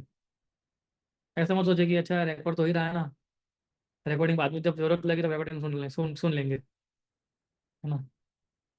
लेकिन हमारी आदत है कि हम कभी नहीं सुनेंगे फिर, और नोट्स बनाते हैं तो क्या होता है कि हमें याद रह जाता है वो। तो सभी लोगों से नम्र निवेदन है कि दूसरा व्यक्ति जो कुछ भी करे वो करे, हमें वो नहीं देखना है। हमें हमारे शास्त्र क्या बताते हैं उसको हमें फॉलो करना है, डेट्स इट। ये एटीट्यूड डेवलप करिए अभी। फिर वो देखो वो तो कितने सीनियर है मेरे से, फिर वो ऐसा करते हैं तो हम भी ऐसा करें क्या? नहीं। अगर वो ऐसा करेंगे तो हमें ऐसा करने की क्या जरूरत है? तो शास्त्र जो है और शिला प्रभुपाद जी का आचरण हमें देखना चाहिए। शिला प्रभुपाद जी, आप देखिए हर एक चीजों में कितने, वो कई बार अपने शिष्यों को सॉरी बोल देते हैं, है ना। आई एम सॉरी कि मैं वो एक बार बोले कि मैं बहुत बूढ़ा हो चुका हूँ। और जो व्यक्ति बूढ़ा हो जाता है बहुत ही क्रैंकी हो जाता है ना, बहुत बोलता रहता है। तो मैं बूढ़ा हो चुका हूँ, आप सारे शिष्य हो, मेरे को इतनी हेल्प करते हो, लेकिन फिर भी उसको अप्रिशिएट नहीं कर पाता हूँ। ऐसा एक बार प्रभुपाद बोलते बोलते रो पड़े। ये प्रभुपाद का एटीट्यूड था उनके शिष्यों के प्रति, सोचिए। राइट। सो या, तो रेक्टिफिकेशन जो था फर्स्ट ऑफेंस का, ये 4 पॉइंट जो हमने बताया लास्ट में, उसको फॉलो करने की कोशिश कीजिए, तो आप शायद पहले अपराध से बच कर रहेंगे। ठीक है। कोई प्रश्न किसी का, कुछ कमेंट्स? हरे कृष्ण, हरे कृष्ण। यस रविश प्रभु। मुझे आप जैसे हम डिस्कस किया था कि हमें अब भक्तों का संग नहीं करना चाहिए। और जैसे हम भी इस्कॉन से जुड़ने के पहले बचपन से ही हम लोग, मतलब ऐसे दोस्त है, रिश्तेदार है, घर पे भी बाहर भी, ऐसे ऑलरेडी काफी है जिनके साथ हम लोग अब जो अब वक्त है और हम संग कर चुके हैं। तो अचानक से वो रिश्ता भी कैसे उसको अभी निभा सकते हैं या डील कर सकते हैं? अभी तक अभी टच में भी है, और कोई कोई है जो बहुत पुराने स्कूल टाइम के इसके हमारे दोस्त है या फिर रिश्तेदार है, अभी कभी हाई टच टच में भी रहते हैं, तो उनके से कैसे डील कर सकते हैं? लेकिन वो जुड़े हुए नहीं है और मतलब भक्ति में नहीं है ऐसा, हम्म। तो उसमें कैसे तो क्या डील कर करना सकते चाहिए बताइए अभी? हैं? वही वही क्वेश्चन है, वो ये कि कैसे डील करें दोस्तों, दोस्तों रिश्ता ना भी। रहा भक्ति में आने के बाद, तो तो हमें वो यार। उनके साथ हाँ। जितना जरूरी उतना डील करना चाहिए, हम्म। खास करके दोस्तों के साथ। क्योंकि दोस्त एक ऐसे लोग होते हैं जो आसानी से आपको भक्ति में से नीचे उतार सकते हैं। और ये मैं इतना कॉन्फिडेंस के इसलिए बोल रहा हूँ क्योंकि मैंने 3 भक्तों को देखा है ऐसा, कि अपने दोस्तों के कारण भक्ति छोड़ के चले गए हैं, जिनको मैं जानता हूँ।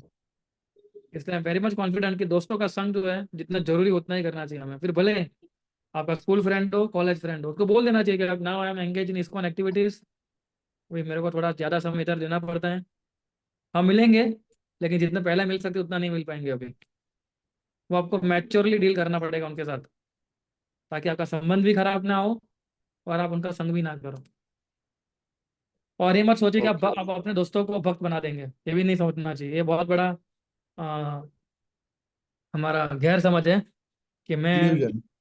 इल्यूजन है एक प्रकार का, कि मैं अगर मेरे भक्तों के, मेरे सॉरी भक्तों नहीं, मेरे दोस्तों के साथ ज़्यादा रहूंगा तो मैं उनको एक भक्त बना दूंगा। ऐसा कभी नहीं होने वाला है। वो हाँ। हमें भक्ति छुड़वा देगा, वो 100% हो सकता है। आप उसको भक्ति बनाओ, उसकी गारंटी है, लेकिन वो आपको 100% भक्ति में से दूर कर सकता है। राइट। ओके। और कोई जो अपने फैमिली मेंबर हो, क्लोज फैमिली मेंबर हो, उसके उनके साथ भी ऐसे ही डील करना चाहिए? हाँ, सभी के साथ नीड टू बेसिस के ऊपर व्यवहार करना चाहिए हमें, जितना जरूरी उतना व्यवहार कीजिए, जितना आपको जरूरी नहीं ठीक लगता है। है उतना व्यवहार नहीं करना चाहिए। Okay okay. Okay, Hare Krishna, ठीक शुक्रिया। है तो। ओके भाई, शुक्रिया, Hare Krishna, Hare Krishna. Yes. Any other questions, doubt?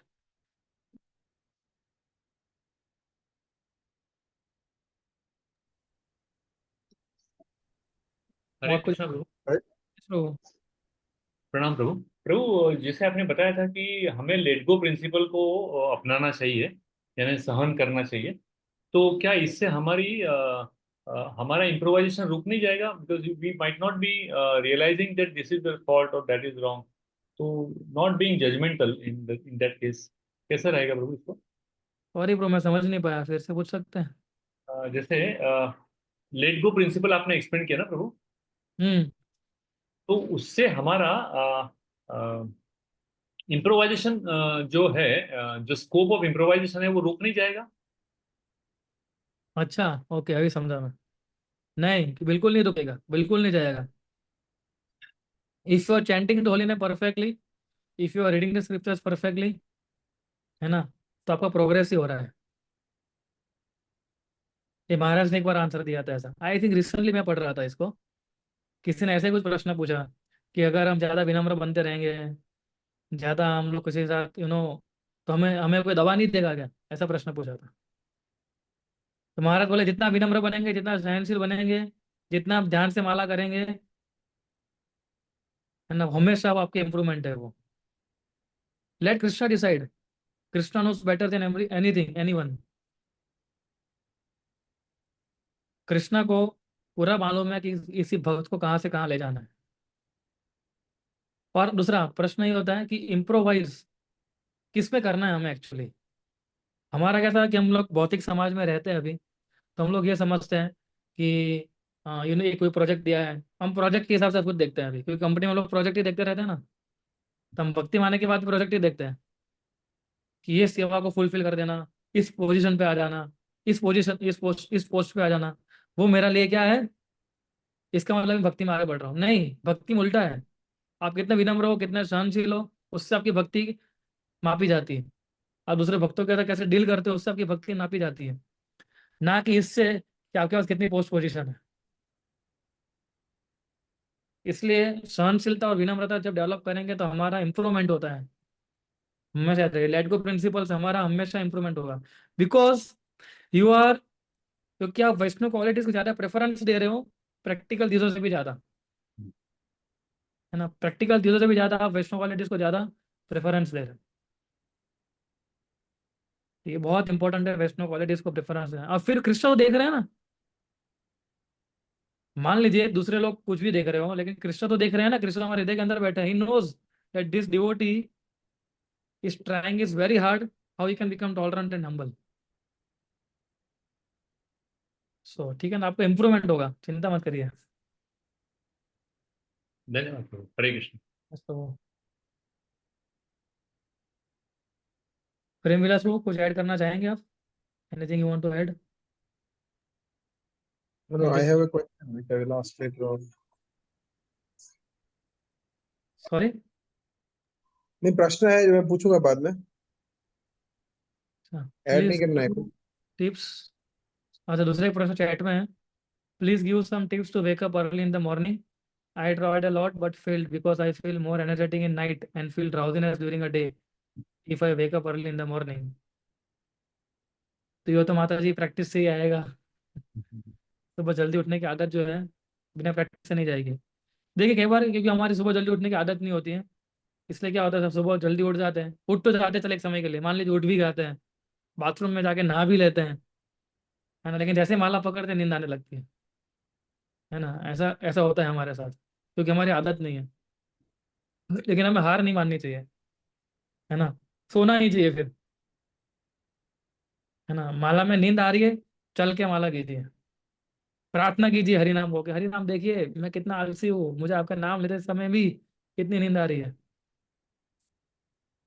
लेकिन ये मत सोचिए कि नहीं अभी मेरे को रात को ज़्यादा फाता है तो मैं रात को लेट सोऊंगा, और मैं सुबह सॉरी रात को लेट सोऊंगा और सुबह लेट उठूंगा। ये एटीट्यूड मत बनाइए, है ना। क्योंकि आ, संघर्ष जब होगा तब कृष्ण हमारी मदद करता है। I can give my personal example कि मैं जब जब मैं नया नया इधर जुड़ा था, तो मुझे बहुत नींद आती थी माला के समय पे, बहुत नींद आती थी।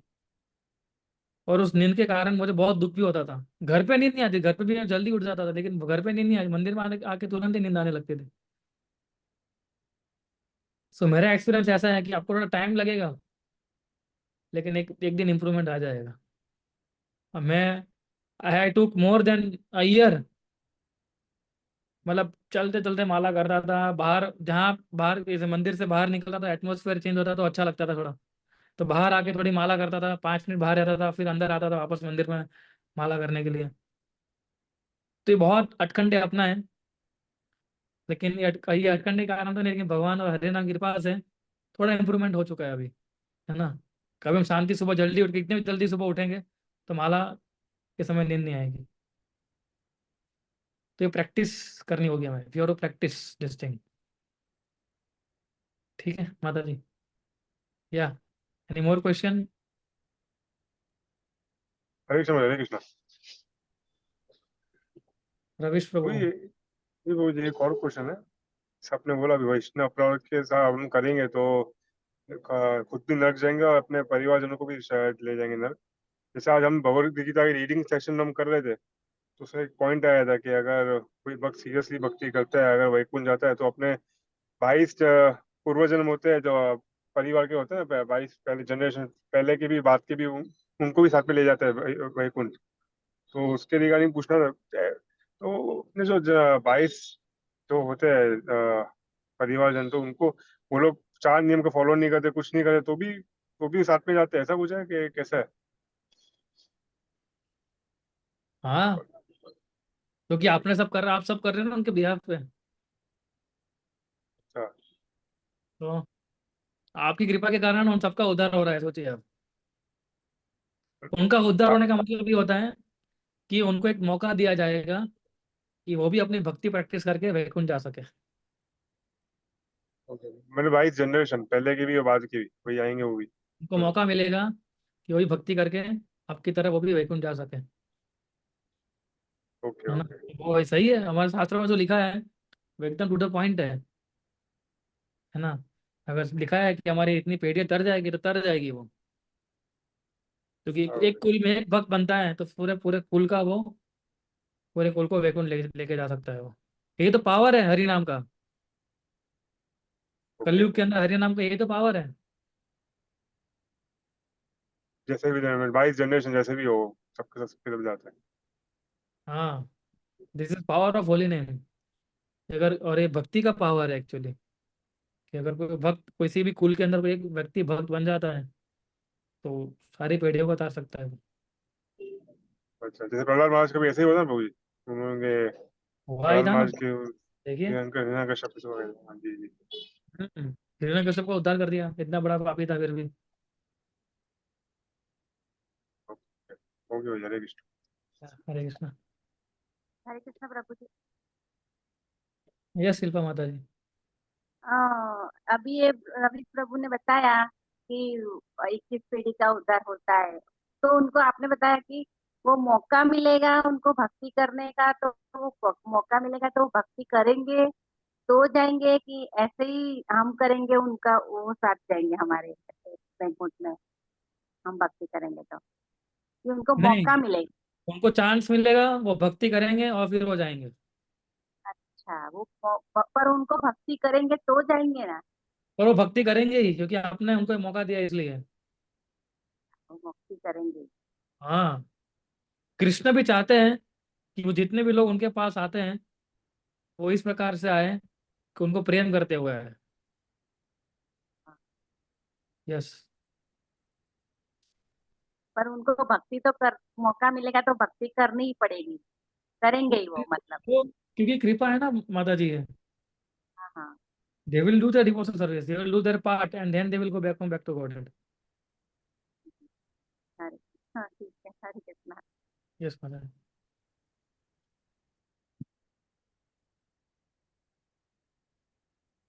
हरे कृष्ण प्रभु। Yes, Prabhu. प्रभु, मेरा क्वेश्चन ये है, जैसे अभी अपन मतलब वैष्णवों की सेवा करते हैं, तो अभी हमसे जो सीनियर है, जैसे हम लोग प्रसाद वगैरह लेते हैं, तो हमारे जो सीनियर है वो हमें सर्व करते हैं, तो क्या हमें उनकी सेवा लेनी चाहिए? वो उनकी कृपा है। अगर कोई सीनियर आपको सेवा कर सर्विंग करता है तो हमें ऐसा समझना चाहिए कि उनकी कृपा है वो, है ना। और वो सीनियर कैसे करता है सेवा, वो सेवा के दृष्टि भाव से करता है। जो सेवा कर रहा है वो सेवा के दृष्टि भाव से करता है, और जो सेवा स्वीकार करता है उसको कृपा के दृष्टिकोण से लेना चाहिए। क्या somehow other I am getting this mercy. Ideally हमें हमारे जो वरिष्ठ भक्त होते हैं उनसे सेवा नहीं लेनी चाहिए, लेकिन कई बार वरिष्ठ भक्त जो होते हैं वो कई बार ऐसी सेवा का मौका लेते हैं, है ना। तो हमें उनकी कृपा समझना चाहिए फिर। तो जब हम उनकी कृपा समझेंगे तो हम कर पाएंगे। Ideally we should not take service from our seniors. लेकिन वो सीनियर अगर हमारी सेवा करते भी हैं तो फिर हमें उनकी कृपा समझना चाहिए। तो मैं बीच में एक बार बीमार पड़ गया था। सो मेरे कई वरिष्ठ भक्त थे वो, और जब वो आए तो मैं अराउंड मेरा 103 बुखार चल रहा था। तो मैं नहीं चाहता था कि वो आके सेवा करे, लेकिन वो उनका इतना अच्छा स्वभाव है और इतने सरल स्वभाव के वो पूरा मेरे शरीर को दबाने लगे, पैर को हाथ को। मैं उनको मना कर रहा था ऐसा हाथ छोड़ के कि प्रभु ये आप मत कीजिए, ये मत कीजिए, छोड़ दीजिए इधर से। लेकिन शक्ति भी नहीं थी शरीर के अंदर इतनी भी कि उनको मैं बोलूँ मना करो ऐसा। तो डेट वॉज हिज मर्सी। और फिर मेरा क्या ड्यूटी है कि मैं ठीक हो जाऊँ फिर तुरंत उनकी सेवा करूँगा। That is my duty. वो कृपा वश में होके वो इसमें और वो सिखाते हमें। सीनियर जब सेवा करते हैं तो वो हमें सिखाते हैं कि देखो किस प्रकार से दूसरे वैष्णव की सेवा की जाती है। So I was thinking he is teaching me that how I can serve other Vaishnava better. और सीनियर वैष्णव जो होते हैं कभी अपना को सीनियर नहीं समझते इस प्रकार से, वो तो हमेशा भगवान का दास ही समझते हैं। ठीक है, प्रेम मिला सब कुछ ऐड करना चाहेंगे इसमें? ठीक है राजेश बाबू। यस प्रभु, हरे कृष्ण। अगर वो कर रहे हैं, अगर वो कुछ सेवा कर रहे हैं, then we should take as कृपा। लेकिन हमें जाके नहीं बोलना चाहिए प्रभु जी को, प्रभु जी एक काम कीजिए ना, वो माइक सिस्टम से साउंड सिस्टम लेके आ जाइए ना। हमें ऐसा डिनर को नहीं बोलना चाहिए। वो करते हैं, दे आर डिफरेंट थिंग। और कोई प्रश्न किसी का?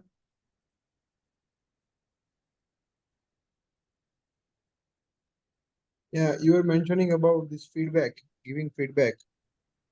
हम्म। तो इसमें मुझे ऐसा लगता है कभी कभी थोड़ा थिन लाइन ऑफ मार्जिन आ जाता है कि फीडबैक कब जैसे आपने बताया, फीडबैक कब ऑथोरिटेटिव हो जाता है, कितना फीडबैक रखने का, कैसे रखने का, उस पर अगर आप थोड़ा गाइड कर पाए। अच्छा, so sometimes we have to take. और एक जो प्रचारक भक्त हैं और जो कोई पोजीशन के ऊपर जब कोई सेवा करते हैं तो उनके लिए ज़्यादा लागू पड़ता है ये। तो उनको फीडबैक इस तरीके से देना है कि not as a criticism, criticism के मुताबिक उसको नहीं देना है। वो अपने प्रभुपाद की मोमेंट में और अपने गुरु की सेवा अच्छे से कर सके, इसलिए बहुत प्रेम पूर्वक उसको फीडबैक देना है हमें। और वो फीडबैक देने के बाद हमें जो भी आपने देखा उसको फिर भूल जाना चाहिए। ये सही तरीका है। फॉर एग्जाम्पल, उदाहरण स्वरूप, ठीक है, मान लीजिए कि श्री राम गुरु ने कुछ गलती की फॉर एग्जाम्पल, ठीक है, और आपने उनको कुछ फीडबैक दिया, ठीक है। आपका काम था, आपने उनको बोल दिया उनकी जो भक्ति में इंप्रूवमेंट करने जैसा था वो।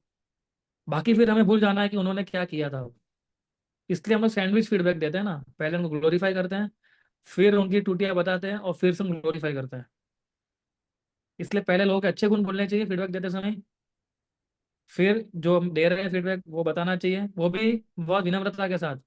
उनको पूछना चाहिए पहले तो, ब्रो ये क्या, मैं कुछ बता सकता हूँ कि आपको ये, फिर परमिशन देते हैं, फिर हमें बोलना है, फिर उनको वापस एंड करते करते हमें उनकी सेवा को अप्रिशिएट करना चाहिए। और जैसे आपने बताया कि एक थीन मार्जिन होता है फीडबैक देने समय, तो दैट इज 100% ट्रू कि एक बहुत थीन मार्जिन होता है एक अपराध करने, इसलिए ये सेवा बहुत डिफिकल्ट होती है कई बार। और जहाँ तक मेरा अनुभव है कि अगर हमने प्रभुपाद की पुस्तक एकदम ध्यान से पढ़ी है और हरि नाम अच्छे से लिया है, तो ही 1 सेकंड के अंदर वो चीज़ हमारे दिमाग में से जा सकती है, वरना वो इम्प्रेशन हम लोग लेके, वो इम्प्रेशन हम लोग हमारे अंदर लेके बैठ जाएंगे दूसरे की, यानी उसकी जो टुटिया है वो हम लोग हमेशा क्या करेंगे, उसको राउंड द क्लॉक घुमाते रहेंगे हमारे माइंड के अंदर। और फिर क्या होता है, अगर आपने थिन मार्जिन का ध्यान नहीं रखा, फिर वो आप टुटी किसी और को बताएंगे कि देखिए श्री राम प्रभु ने ऐसा किया, बस वहां से फिर क्रिटिसिज्म शुरू हो जाता है। इसलिए एक व्यक्ति को भी आपने क्योंकि वो उसने गलती कर दी तो कर दी अभी।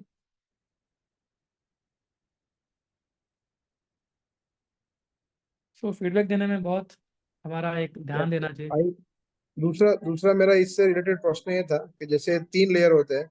एक होता है कि एक वरिष्ठ भक्त है, वो नए भक्त को फीडबैक देता है। दूसरा है कि पीयर्स होते हैं जो सेम जैसे होते हैं।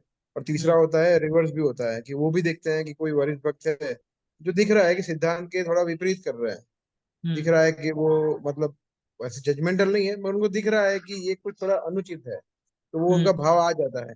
तो इसमें फीडबैक देना से लेकर मन स्थिति कैसी होनी चाहिए उसके बारे में थोड़ा अगर आप बता पाए। हाँ, अगर हमारे वरिष्ठ भक्त हैं, अगर आप उनके अंदर कुछ त्रुटि देखते हो तो बिल्कुल फीडबैक नहीं देना चाहिए हमें। सबसे पहला तो ये, because you are not eligible candidate कि आप अपने वरिष्ठ भक्त को जाके आप उनको बता सको, है ना। वो गलती कभी नहीं कर सकते हम लोग, ठीक है। और दूसरा हमारा कॉन्शियसनेस इंपॉर्टेंट होता है। अगर आप किसी वरिष्ठ भक्त को देखते भी हो कि वो तो कुछ त्रुटियां कर रहे हैं, है ना, लेकिन उसकी अच्छी साइन भी तो देखनी होगी ना हमें, गुड साइंस, वो भी तो है, उनका गुड पार्ट तो भी तो है एक, कि सम or other is doing such kind of activity, लेकिन उनकी उनकी जो अनर्थस है वो उनको छोड़ नहीं रहे, लेकिन वो छोड़ने का प्रयास तो कर रहे हैं कम से कम, वो भक्त जो वरिष्ठ भक्त हैं वो कम से कम वो छोड़ने का प्रयास तो कर रहे हैं। और आपको लगता है कि ज्यादा ही बहुत बड़ा कुछ आ, कर दिया है उसने जो नहीं करना चाहिए था, तो फिर उनके जो पीयर्स होते हैं उनको जाके बोल सकते हैं। जैसे वो भक्त ने मेरे को कैसे बताया, हालांकि उसने अलग फॉर्म में बताया था, है ना, लेकिन उनको जाके बोल सकते हैं कि प्रभु जी मैं शायद देख रहा हूँ कि ये ऐसा हो रहा है, तो थोड़ा अगर इम्प्रूवमेंट हो, ये भी एकदम लास्ट ऑप्शन है ये। सबसे पहले हमेशा हमें हमारे वरिष्ठ भक्तों के अच्छे गुण देखने चाहिए और लेट गो प्रिंसिपल अपनाना चाहिए। उनके अच्छे गुण देखो, क्योंकि उनके भी कोई होंगे जो उनको सिखा रहे होंगे, वो हमें नहीं मालूम होगा, है ना। उनके भी कोई सीनियर है, उनके भी कोई वरिष्ठ है, और शायद उन्होंने उनकी ड्यूटी उनके साथ शेयर भी की होगी और वो उसके ऊपर काम भी कर रहे होंगे, लेकिन हमें ना पता हो, ऐसा भी तो हो सकता है ना। दूसरा आपने पूछा कि पीयर टू पीयर,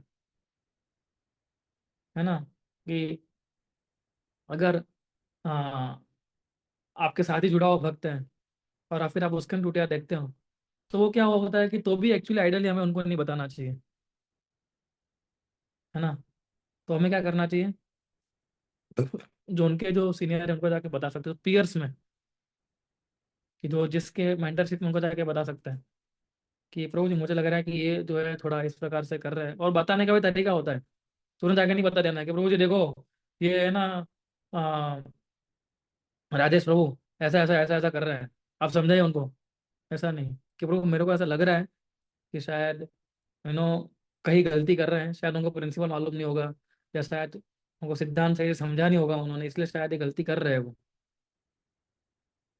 तो उस प्रकार से हम उनको बता सकते हैं। और तीसरा क्या था, अपने जो अपने या तीसरा तीसरा तो आपने जूनियर्स होते पहले हैं। ही बता दिया, पहले बता दिया आपने तीसरा तो। नहीं, मैंने पहले वरिष्ठ भक्तों का बताया ना, या फिर then you peers. Said then you said reverse कभी नहीं बताना चाहिए और उस तरह से, and then you talk about peers. जो हमारे नए लोग नए भक्ति में जुड़े होते हैं हम हमारे साथ, है ना, तो उनको दया की भावना से सुधारना चाहिए। एक दया के भाव से हमें उनको इम्प्रूव करवाना चाहिए।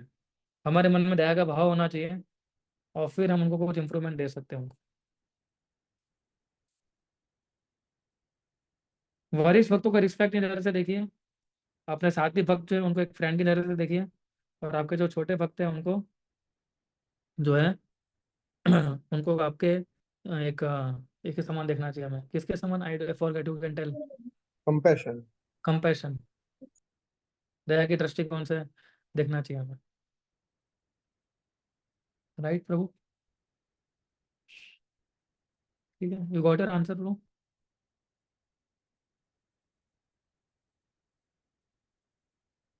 या और कोई प्रश्न किसी का?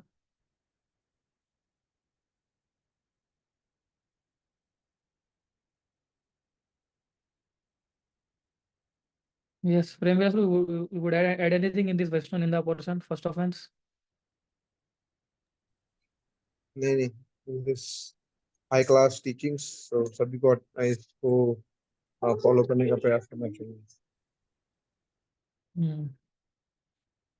देखिए, एक्चुअली हम अगर किसी के अंदर त्रुटियां नहीं देखेंगे, हम लोग हमारे भी फोकस रखेंगे ना हमारी भक्ति के ऊपर, तो कभी हम पहला अपराध नहीं करेंगे।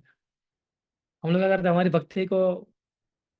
हमारी भक्ति को छोड़ के दूसरे हर एक की भक्ति के ऊपर फोकस करते हैं ना, इसलिए प्रॉब्लम आती है ना। ऐसा नहीं होना चाहिए। खुद की भक्ति पर फोकस रखेंगे, कभी हम अपराध नहीं करेंगे। और कई बार कुछ नहीं बोलना बहुत बड़ी समझदारी होती है ना, सहन कर लेने का बस। ऐसे बहुत इंस्टेंसेस है। ठीक है। हरे कृष्णा।